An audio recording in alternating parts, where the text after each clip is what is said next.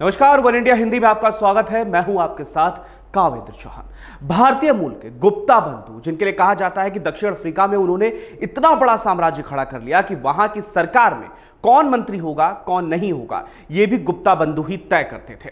और ऐसे में एक बार फिर गुप्ता बंधु आज चर्चा में है। किस लिए? क्योंकि उन्हें दुबई में गिरफ्तार कर लिया गया है। क्या है पूरा मामला, इस रिपोर्ट में देखिए। सहारनपुर वाले गुप्ता बंधु एक बार फिर चर्चा में है। कुछ साल पहले तक दक्षिण अफ्रीका में जिन गुप्ता बंधुओं की तूती बोलती थी, वो अब परेशानियों में फंसते नजर आ रहे हैं। दरअसल राजेश गुप्ता और अतुल गुप्ता को संयुक्त अरब अमीरात यानी यूएई में कानून प्रवर्तन अधिकारियों ने गिरफ्तार किया है।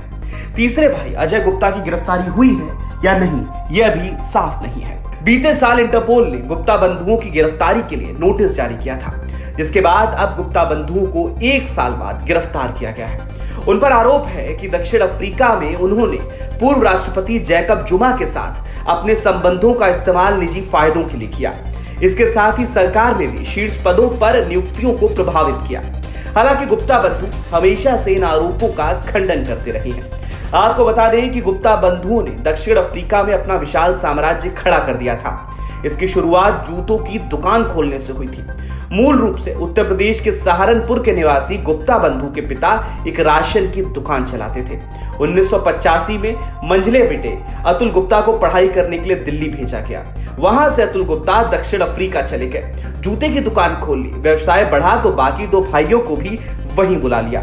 तीनों भाइयों ने मिलकर ऐसी मेहनत की कि देखते ही देखते उन्होंने अपनी कंप्यूटर कंपनी से लेकर मीडिया में नंबर 1 का मुकाम हासिल कर लिया। उनकी कंप्यूटर कंपनी सहारा कंप्यूटर दक्षिण अफ्रीका में नंबर 1 हो गई।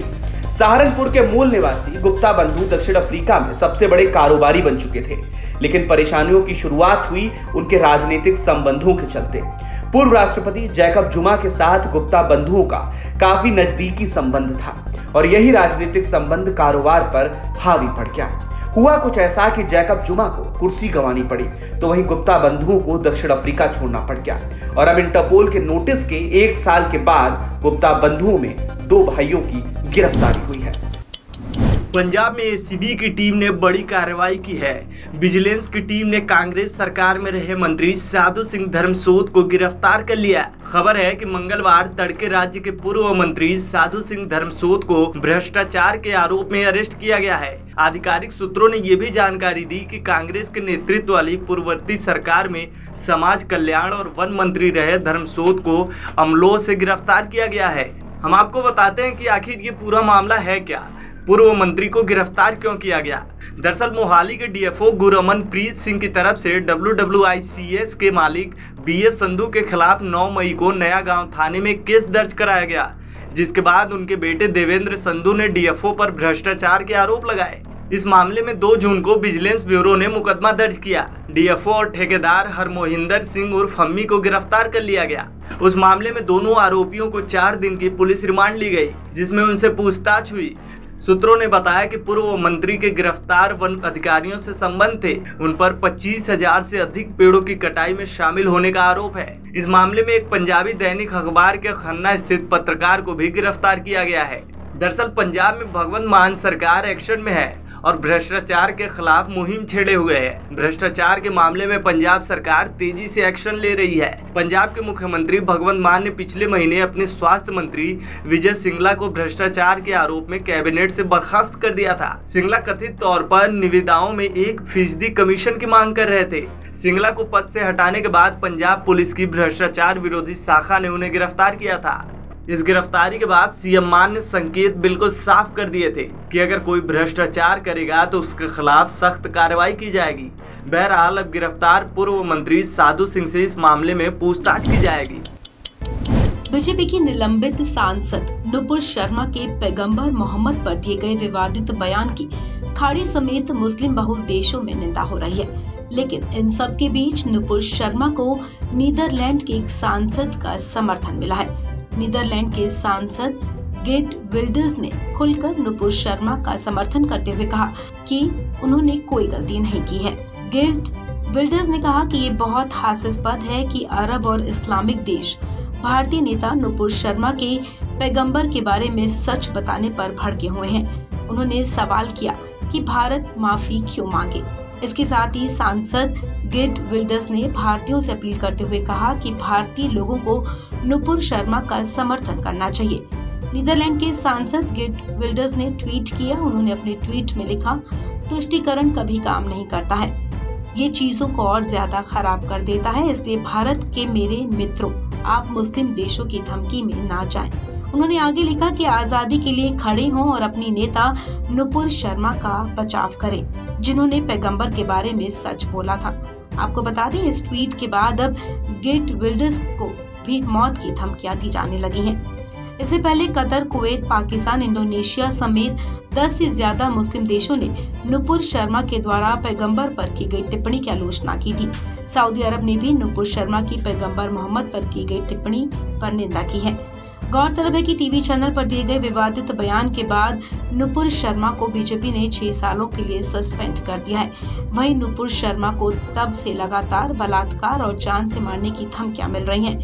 हालांकि नुपुर शर्मा ने दिल्ली पुलिस में लगातार मिल रही धमकियों को लेकर शिकायत भी दर्ज कराई है। पार्टी से निलंबित किए जाने के बाद नुपुर शर्मा ने पैगंबर पर अपनी टिप्पणियों के लिए ट्विटर पर माफी भी मांगी है और उन्होंने कहा कि उनका इरादा किसी भी धार्मिक भावनाओं को ठेस पहुंचाने का नहीं था। देश भर में मंदिर और मस्जिद पर हो रही सियासत के बीच अब लखनऊ, उन्नाव और कर्नाटक में आरएसएस दफ्तरों को बम से उड़ाने की धमकी मिली है, जिसके बाद प्रशासन ने लखनऊ के मड़ियाव थाने में एफआईआर दर्ज कर ली है और पुलिस फिलहाल इसकी जांच कर रही है। लेकिन अभी तक इस मामले में ज्यादा कुछ खुलासा नहीं हो पाया है। न्यूज 18 की रिपोर्ट के मुताबिक आरएसएस से जुड़े नीलकंठ तिवारी ने पुलिस को सूचना दी और उन्होंने अपनी शिकायत में बताया कि उन्हें व्हाट्सएप पर संघ के कार्यालयों को बम से उड़ाने की धमकी मिली है। इसमें लखनऊ, उन्नाव के नवाबगंज और कर्नाटक में 4 जगहों पर स्थित आरएसएस के दफ्तरों का जिक्र है। नीलकंठ तिवारी के मुताबिक उन्हें किसी विदेशी नंबर से व्हाट्सएप पर मैसेज किया गया, जिसमें हिंदी, अंग्रेजी और कन्नड़ भाषा में धमकी दी गई। इसमें रविवार रात 8 बजे विस्फोट की धमकी दी गई थी। इसमें लिखा गया कि सरस्वती विद्या मंदिर, सेक्टर क्यू, अलीगंज, लखनऊ समेत 6 दफ्तरों पर बमबारी की जाएगी, हो सके तो इसे रोक लो। धमकी भरे इस मैसेज में उत्तर प्रदेश के इन दोनों दफ्तरों के अलावा कर्नाटक में भी 4 अलग अलग जगहों पर आरएसएस कार्यालयों का जिक्र था। अवध प्रांत के पदाधिकारी ने मैसेज भरे धमकी देखने के बाद आरएसएस के बड़े पदाधिकारियों को इस मामले की सूचना दी, जिसके बाद उन्होंने पुलिस के आला अधिकारियों को पूरे मामले की जानकारी दी। इस संबंध में लखनऊ के मड़ियाव थाना के एसएचओ ने बताया कि मामले में धारा 507 और आईटी एक्ट 66 के तहत केस दर्ज किया गया है। पुलिस मामले की जांच पड़ताल कर रही है। वहीं संघ के उन्नाव और लखनऊ कार्यालय की सुरक्षा भी बढ़ा दी गई है।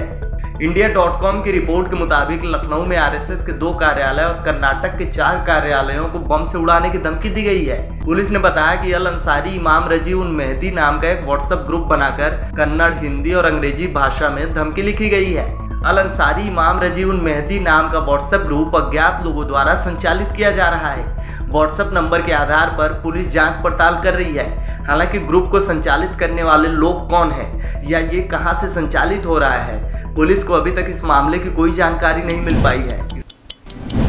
देश में कोरोना वायरस के मामलों में हर रोज उतार चढ़ाव देखने को मिल रहा है।